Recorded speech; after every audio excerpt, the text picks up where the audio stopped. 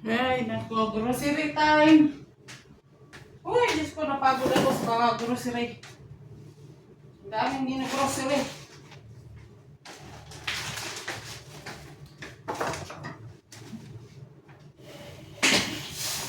Ang gina-grocery ko ngayon ay worth 1,182 real.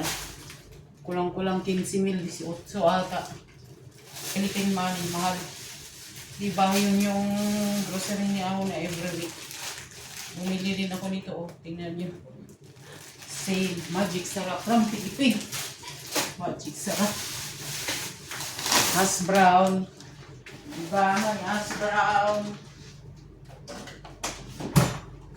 Paborito ng alaga ko, hash brown. May chips. Luluto din tayo ng chips, be.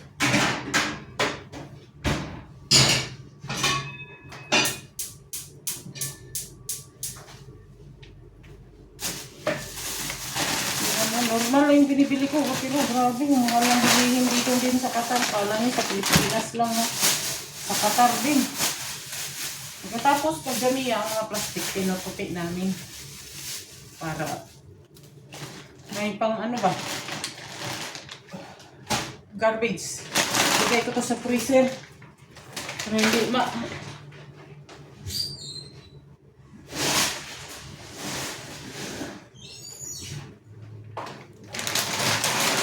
Luluto ako ng dinner, oh. Americana street food, paborito ng mga bata.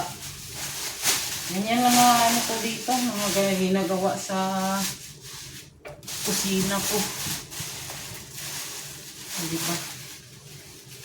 May garlic 4 40 ata yan sa Pinas. May bell pepper, may sili. Nagawa ako ng ano, suka. Nakanghang.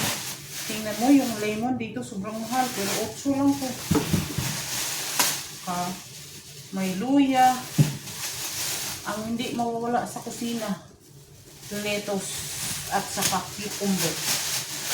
Tapos, tinutupi ito. Hindi pa. Tinutupi. Ito pa. Cucumber, hindi talaga ito mawawala. Naku, mag-iirang kusina pag walang cucumber, o diba, olive oil, virgin, extra virgin olive oil. Wala na kasi sa lula, hinihingi lang namin yun, eh. Tsaka ito, bell pepper na green. Ang hindi mawala sa mga Pinoy, malagkit. Sumingit talaga. Malagkit. At tapos, kapatid din to. Malagkit.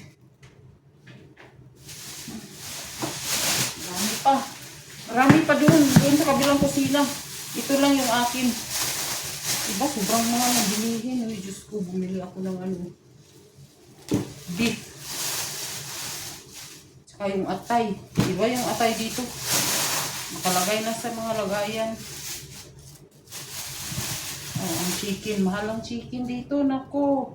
Kung alam nyo, tag 100 plus. 100 plus. Tatlo lang binili ko kasi konti lang yung kakain. Ang kamatis. Mahal din yan. Ang mura, o, diba? Tag 4 ang kilo niyan. Potato. Tapos, ginaganyan yan. O, diba? Para may plastic garbage. Bili din ako ng breadcrumb. Iba yung breadcrumb dito. Saka yun, oh, cooking cream, butter. Hindi mawawala ang butter. Ito pa. Pampatay. Hindi kasi ako nakakatay. Tuwing every 2 days ako nainom yan. Hindi ako nakakatay. Saka ito. Luncheon meat. Salt. Hindi mawawala ang salt. Mura lang ang salt dito. Corn beef. Saka gata. Diba? Tapos tinutupi yan.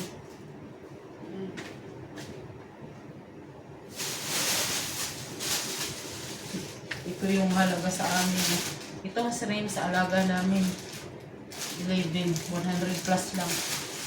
May mga ano din kasi dito, ocean na nag-ano niya. Ano ba? Ano ba ang tawag niya? Nangingisda.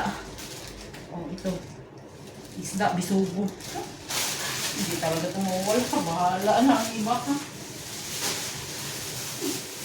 Uwa talaga ako kasi ako nagdadamiya eh. At saka ito, salmon. Mga buto-buto ng salmon. Sarap to. Garing tinula. Sabaw. Luto sa ako kay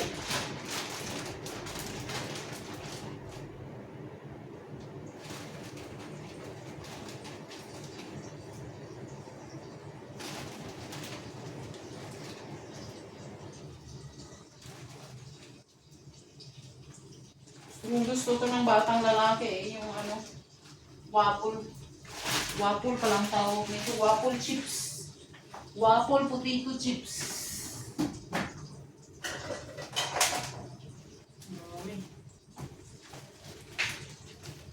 Bumili din ako ng gatas. Condense. Diba yung condense dito? Local condense. Isang karton. Ito. Diba? Pag may ko dito, libre lang. Pakita ko sa inyo kung ano yung ano dito, condense sa ibang bansa.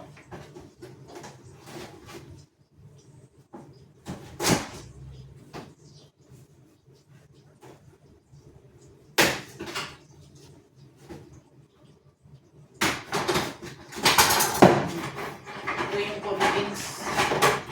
Ay! Ikay. Ito yung condense sa ibang bansa. Ito, pag may binibili ka ng ganito, pag may ID yung amo mong lalaki, may discount. Diba? Ito yung condense. Sarap. Matagal ang expiration din ito. Expiration niya ay 2027 pa. May. January, February, March, April, May 2027. Di ba malayo pa? Masarap to. Nagpapakago ako nito dati eh. Pangkape ba? Pangkape. Lagay ko muna to sa freezer. Marami pa akong ginagurusiri. Nandun sa kabilang ano din. Mga prutas, mga tinapay, cheese. Iba-iba.